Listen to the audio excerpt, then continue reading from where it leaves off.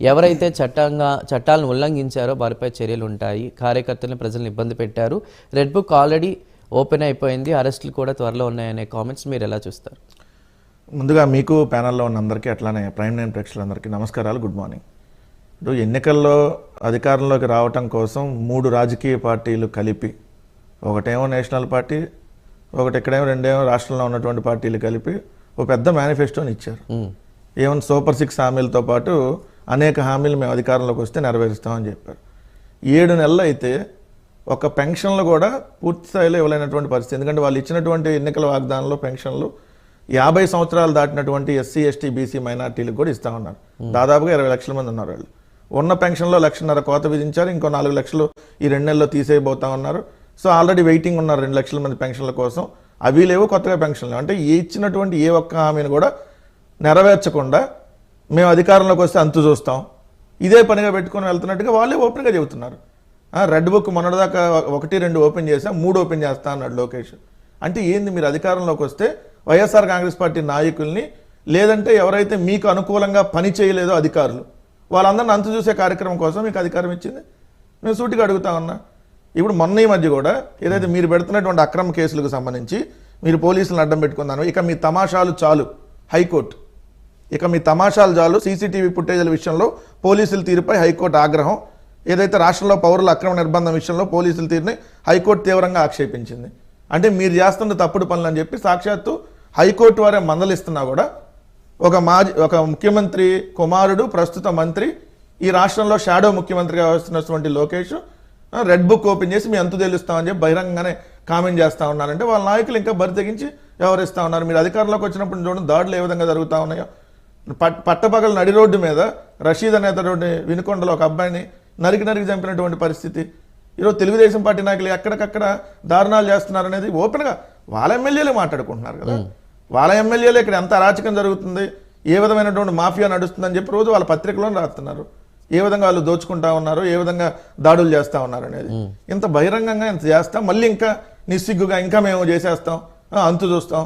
ప్రజాస్వామ్యంలో ఏదైతే అంతు చూడటం అనే దానికి ఒక పార్టీ వెళ్తుంది, ఒక ప్రభుత్వం వెళ్తుందంటే ఖచ్చితంగా వాళ్ళ పతనం దానికి ఆరంభమైనట్టే. అది ఉల్టా యువతలు కూడా రెచ్చిపోయి వాళ్ళు కూడా అంతు చూస్తూ ఉన్నారనుకోండి, దాడికి ప్రతిదాడికి వెళ్ళారనుకోండి, ఏమవుతుంది? ఇప్పటికే రాష్ట్రంలో ఈ ప్రశాంతమైన వాతావరణం లేదని చెప్పి సాక్షాత్ ఉప ముఖ్యమంత్రి బయటకు వచ్చి శాంతి భద్రతలు బాగోలేదు, బయటికి వెళ్తే తిడుతున్నారు, నాకు కానీ హోంశాఖ ఇస్తే నేను అసలు అంతు చూసేస్తాను, అసలు నేను హోంశాఖ నాకు ఇవ్వండి అని చెప్పి సాక్షాత్ పవన్ కళ్యాణ్ అడుగుతున్నటువంటి పరిస్థితి. సాక్షాత్తు వాళ్ళ మంత్రులే హైదరాబాద్లో సెటిల్మెంట్లు చేస్తున్నారని చెప్పి వాళ్ళ పత్రికల్లోనే రాస్తున్నారు. సో ఏ విధమైనటువంటి కల్చర్ ఎక్కడికి వెళ్ళింది? సో ఒకటి, మీకు అధికారం ఇచ్చింది, మీరు సూపర్ 6 హామీలతో పాటు మీరు ఇచ్చిన అనేక హామీలను అమలు చేస్తా ఉన్నారు.